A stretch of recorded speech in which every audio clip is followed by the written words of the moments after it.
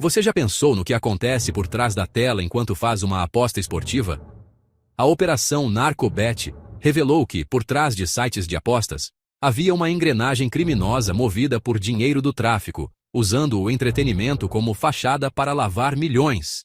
O caso expôs como o crime organizado se infiltrou no universo das apostas online e criptomoedas, transformando a paixão nacional pelo futebol em um esquema de lavagem de dinheiro. Prepare-se.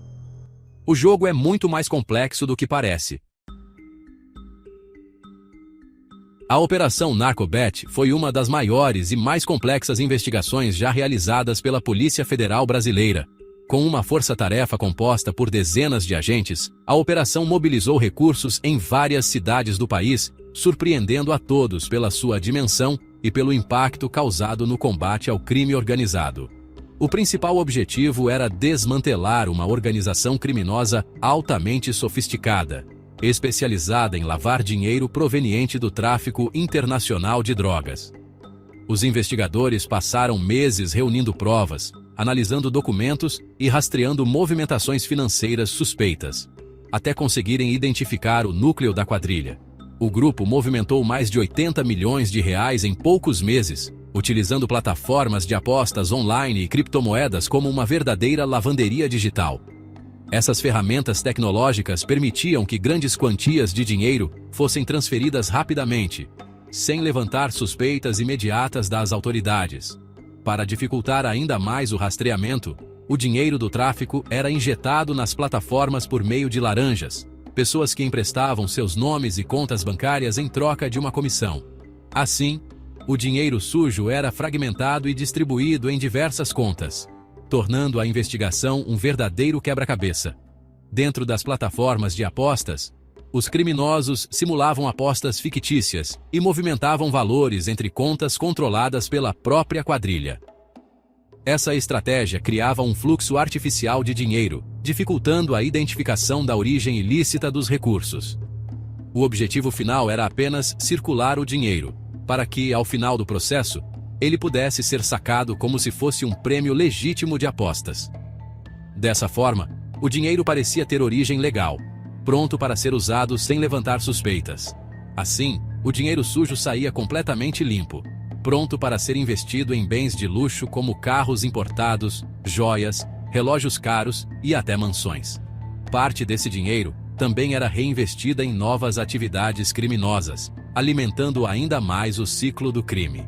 A Operação Narcobet revelou como a falta de regulamentação e fiscalização sobre novas tecnologias pode transformar inovações, como criptomoedas e apostas online, em instrumentos poderosos para o crime organizado. O caso serve de alerta para a necessidade urgente de leis mais rígidas e mecanismos de controle mais eficientes no combate à lavagem de dinheiro digital. O dinheiro do tráfico, obtido de atividades ilícitas, era cuidadosamente dividido em pequenas quantias para dificultar o rastreamento. Em vez de movimentar grandes valores de uma só vez, o dinheiro era fracionado, tornando cada operação menos suspeita aos olhos das autoridades financeiras. Essas pequenas quantias eram então depositadas por laranjas, pessoas recrutadas apenas para emprestar seus nomes e contas em sites de apostas online. O uso de múltiplos laranjas espalhava ainda mais o dinheiro, dificultando a identificação de sua origem criminosa. O avanço do Pix e das contas digitais revolucionou esse processo. Agora, transferências instantâneas e a facilidade de abrir contas digitais permitiam pulverizar os valores em centenas de operações, tornando-os quase invisíveis para o sistema bancário tradicional e dificultando o trabalho dos órgãos de controle.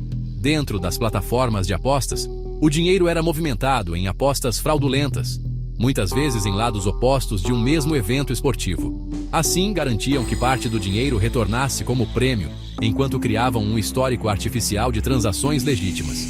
O objetivo era claro: construir um histórico falso de transações, justificando a origem do dinheiro perante bancos e autoridades. Com registros aparentemente legítimos, o dinheiro sujo ganhava uma aparência de legalidade. Depois, o valor era sacado como se fosse um prêmio legítimo, já limpo e pronto para circular no mercado formal, sem levantar suspeitas. Parte desse dinheiro era transferida diretamente para os chefes do esquema, usada para comprar bens de alto valor como carros, joias e imóveis, ou ainda convertida em criptomoedas, dificultando ainda mais o rastreamento pelas autoridades. Assim, o ciclo se completava. Dinheiro do crime ganhava aparência legal, circulando livremente na economia, enquanto os verdadeiros donos permaneciam ocultos. O esquema explorava não só a paixão dos brasileiros pelo esporte, mas também a confiança crescente na tecnologia e nas facilidades do mundo digital, mostrando como o crime se adapta e se aproveita das inovações para lavar dinheiro e enganar o sistema. Após ser limpo, o dinheiro era convertido em criptomoedas, facilitando transferências anônimas e internacionais. Criptomoedas como Bitcoin permitiam movimentar grandes valores sem o controle dos bancos centrais. Os criminosos usavam carteiras digitais e mixers para embaralhar o rastro do dinheiro. Isso dificultava o trabalho dos investigadores, tornando o rastreamento quase impossível. O caso mostra como o crime explora brechas tecnológicas, desafiando governos a criar regras sem sufocar a inovação. Influenciadores digitais foram peças-chave do esquema, promovendo as plataformas fraudulentas e atraindo milhares de pessoas. Eles exibiam luxo e ganhos fáceis, vendendo o sonho de riqueza instantânea. Muitos seguidores acreditaram na promessa, sem saber que estavam entrando em uma armadilha. Os influenciadores davam legitimidade ao esquema, funcionando como a face pública do crime. Alguns sabiam do esquema, outros foram apenas gananciosos ou ingênuos. O caso levanta a responsabilidade dos criadores de conteúdo e alerta o público sobre promessas milagrosas. A credibilidade, uma vez perdida, é difícil de recuperar. A investigação começou no mundo real, com sinais de enriquecimento súbito entre membros de facções criminosas.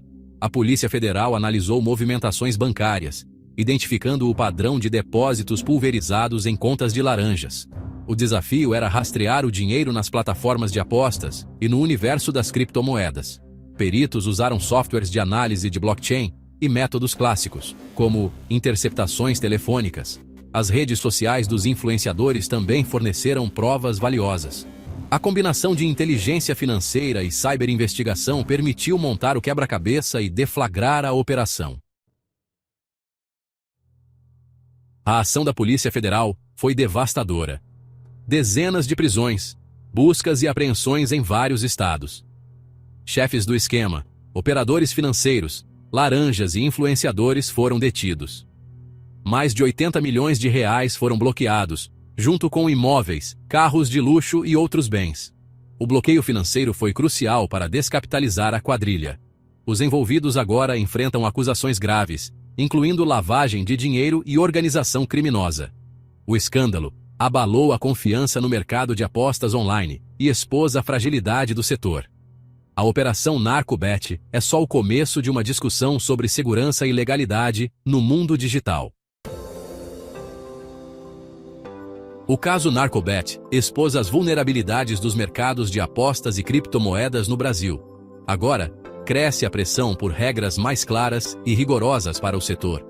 Medidas como identificação robusta de clientes, monitoramento de apostas suspeitas e fiscalização das exchanges de criptoativos devem se tornar padrão. O objetivo é impedir que plataformas virem lavanderias de dinheiro. Para o cidadão, a lição é desconfiar de promessas de dinheiro fácil e pesquisar a idoneidade das plataformas. A era digital traz oportunidades, mas também riscos sofisticados. Educação financeira e digital nunca foi tão importante. A Operação NarcoBet mostrou que a tecnologia pode ser usada tanto para conectar quanto para enganar. Em um mundo cada vez mais digital, as linhas entre o que é real e o que é manipulado tornam-se cada vez mais tênues. Ferramentas que aproximam pessoas e criam oportunidades também podem ser usadas para arquitetar esquemas complexos de fraude e ilusão. O brilho do sucesso nas redes sociais escondia uma teia de criminalidade e exploração. Por trás de fotos perfeitas e vídeos envolventes, Havia uma rede cuidadosamente construída para enganar seguidores e mascarar atividades ilícitas. O fascínio pelo luxo e pela fama serviu como isca para atrair vítimas e desviar a atenção das verdadeiras intenções por trás das postagens. Influenciadores eram a fachada, enquanto o verdadeiro espetáculo acontecia nos bastidores. Eles se tornaram personagens de uma narrativa cuidadosamente roteirizada, onde cada curtida e compartilhamento ajudava a manter a cortina de fumaça. Nos bastidores, operações sofisticadas de lavagem de dinheiro e manipulação digital aconteciam longe dos olhos do público. O caso não é para demonizar a tecnologia, mas para alertar sobre o uso que se faz dela. A tecnologia, por si só, é neutra. Tudo depende das intenções de quem a utiliza. É fundamental entender que o perigo não está nos dispositivos, mas nas escolhas humanas e na falta de ética de alguns usuários. É um chamado à responsabilidade para governos, empresas, influenciadores e o público.